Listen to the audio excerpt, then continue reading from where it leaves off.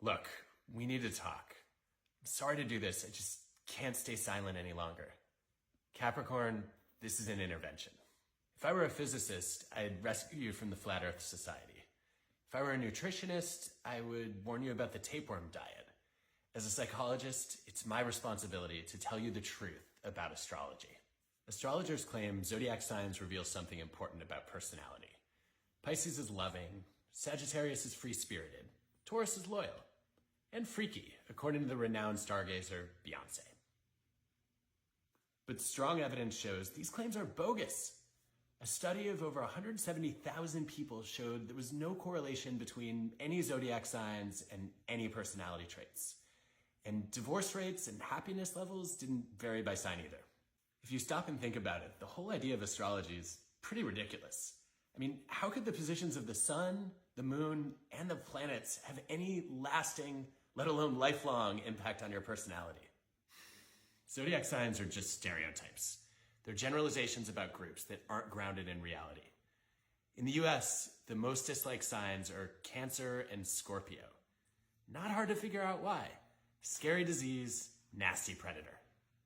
But in China, it's Virgos who are seen as prickly and disliked the most, because the Chinese character that happened to be used for Virgo translates to Old Virgin.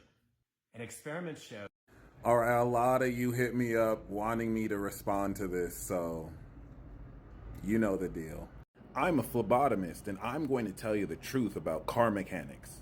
I'm a neurosurgeon, and I'm going to tell you the truth about kinesiology. I'm a biologist, and I'm going to tell you the truth about football. I am a florist, and I'm going to tell you the truth about electrical engineering. Ladies and gentlemen, you are seeing an appeal to a false authority. The appeal to authority fallacy occurs when someone claims that a statement is true simply because an authority says it without any other supporting evidence. Not all appeals to authority are fallacious. The fallacy arises when the authority is not genuinely qualified in the relevant field, or when the appeal relies solely on the authority's word. With all due respect to this man, he does not have 10,000 hours studying natal charts and practicing astrology. That is why other people like him, who from the outside looking in are commenting on a non-regulated field, may not be able to notice the nuances of these fallacies, as opposed to practicing astrologers who have a decade plus years worth of experience who can see them a mile away. As such, if you are not experienced in understanding what astrology is, you may be given into persuasive definition. Here we see this man, like many others, creating a fake definition for what astrology truly is. That being said, you saw a man who is commenting about a field he has no authority in, giving you his opinion. He did not, in that video, tell you why astrology doesn't work. He gave you examples which serve as red herring. Hence the straw man.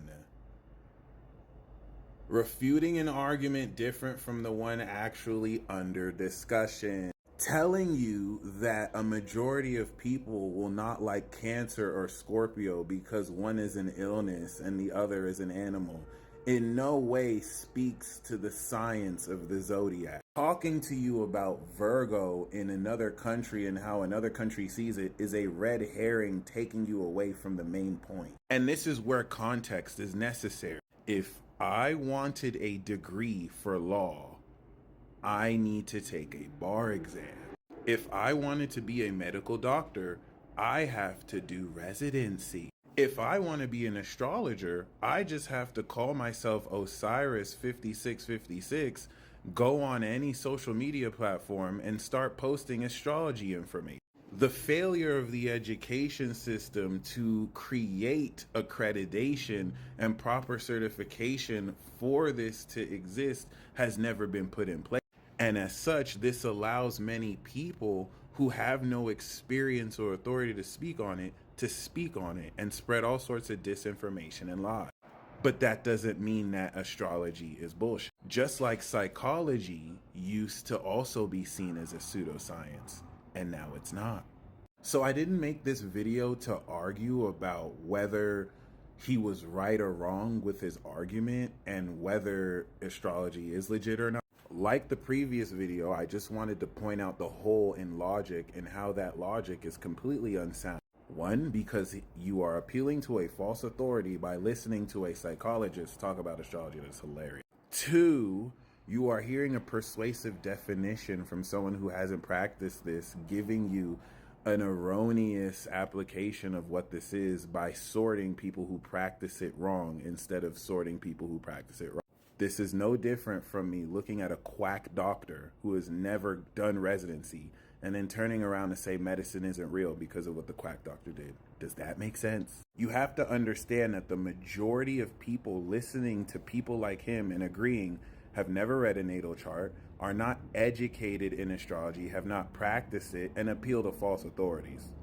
So it's tantamount to an illusion that will be dispelled, as you cannot debunk astrology. It is based in science. It is literally created from the seasons, which make the zodiac.